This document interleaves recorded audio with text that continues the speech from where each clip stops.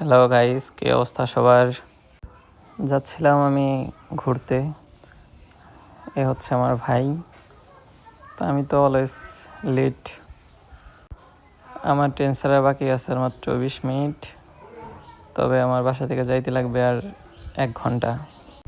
তখন আমার ভাই বলল, চল তোরে দিয়ে আসি। ঘুরে নতুন চালানো শিখছে ভাই গাড়িটা।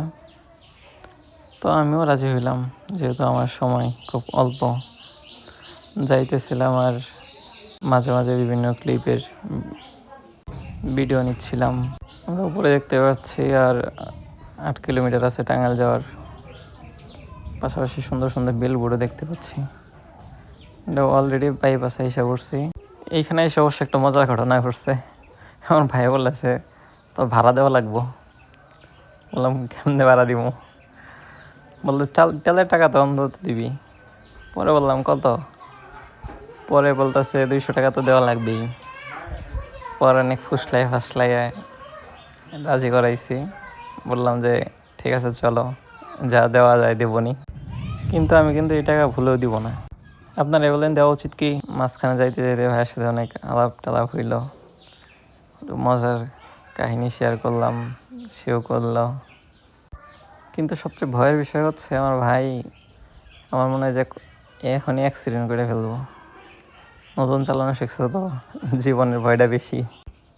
ভাই বলতেছিল, ভাই নাকি পাকা ড্রাইভার, সেসব গাড়ি চালানোই পারে। এখন আমি প্রায় রেল স্টেশনের কাছাকাছি এসে পড়ছি। সম্ভবত আর 2-3 মিনিট লাগবে। এরপরে আমি চলে যাব ঘুরতে। ফিলিংসও গুড। ঘোরার ব্লগ একটা ছাড়া হবে। এই যে অবশ্য আমি ঘারিন্দা এসে পড়ছি রেল স্টেশনের পাশে। যাচ্ছি, এখানে খুব স্লো স্লাইড হইতেছে, কারণ এখানে সামনে থেকে আরও বিভিন্ন ধরনের গাড়ি আসতেছে। সবচেয়ে মজার বিষয় হচ্ছে এই যে আমরা যে রাস্তাটা যাইতেছি এর পাশে একটা পার্ক আছে। আমি টাঙ্গাইলে থাকি, টাঙ্গাইলে বড় হয়েছি, অথচ এই পার্কে আমি এখনও পর্যন্ত যাইনি।